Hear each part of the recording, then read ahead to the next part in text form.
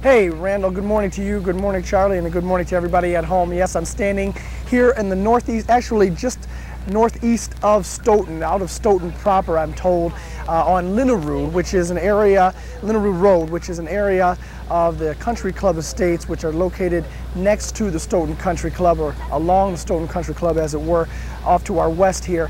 And I'll step out of frame here just for a second so you can get a chance to take a peek at the damage here to just one home. You can look at those cars off to the south of the home in the driveway, completely demolished. Just utter devastation out here. Standing on Linneroo Road, and I'll step off here so you can take a look at the damage behind me. You see that car right there where my shadow's pointing, flipped over on the remnants of a home here. These are, we're in an area near the Stoughton Country Club, and these are homes valued at more than $600,000. Yes, I am. They are no longer $1 million homes as they stand right now. They are there are insurance issues at this point, and I'm sure that they'll get to that shortly. Take a look at this home here. We haven't shown you this one yet. Just completely ripped apart, literally in half there, and a car flipped off in the background there. You can see flipped over a golf cart.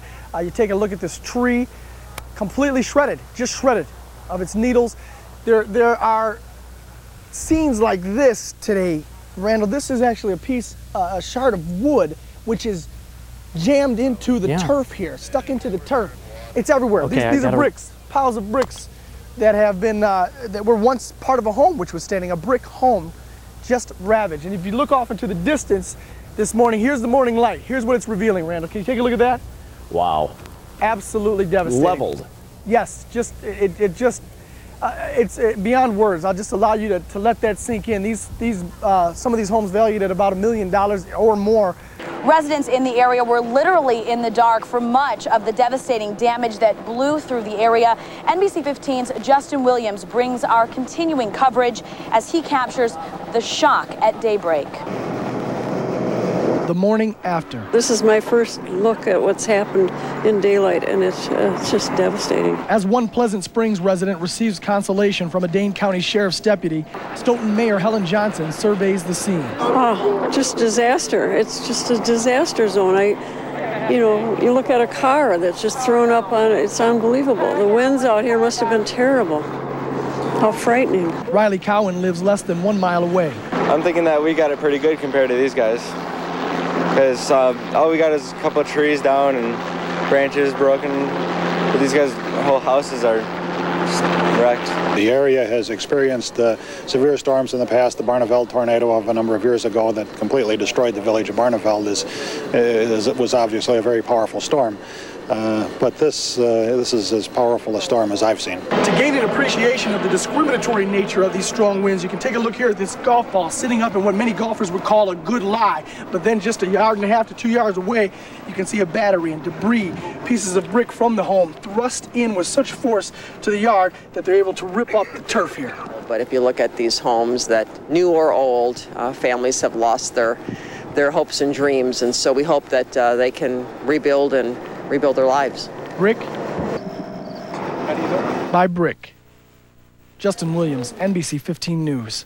Tonight, NBC-15's Natalie Swaby has the latest live from Stoughton. Natalie.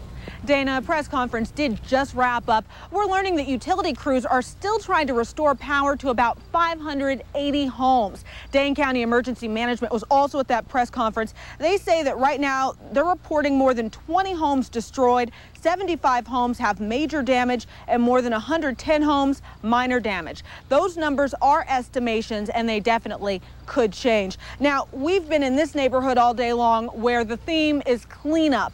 If you want to take a look across the street here, we've seen moving vans and tow trucks here all day long as people rummage through this rubble that is in front of homes and look for personal belongings, try to move out the debris. We caught up with one family today. They were out here all day long doing just that.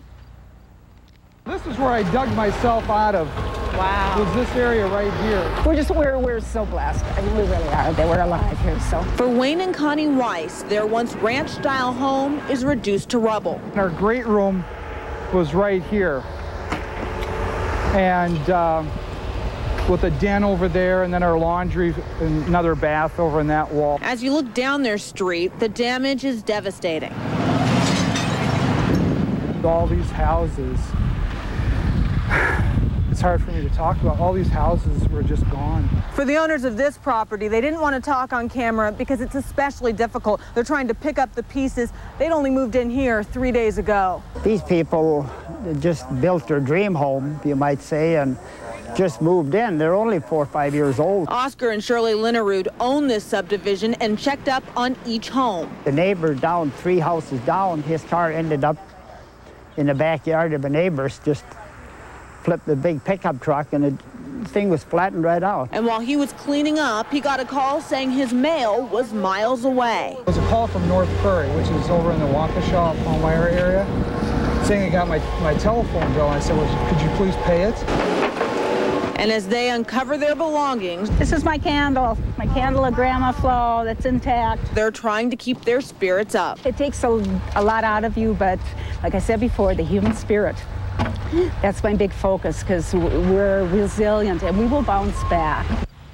Now, if you take a look at that empty space over there, that's where we were today. The frame of the house is gone. That just goes to show how much work these people have been able to do in one day. The Weiss family tells me that that was their dream home, but they've already got plans in the works to build their next dream home. Now, while the tornadoes really have taken a toll on many homes that are behind me here, it's also been taxing on emergency workers. In Stoughton, most of the firefighters and emergency staff are volunteers. So for some, in addition to their regular jobs, they've been working overtime in the disaster zone.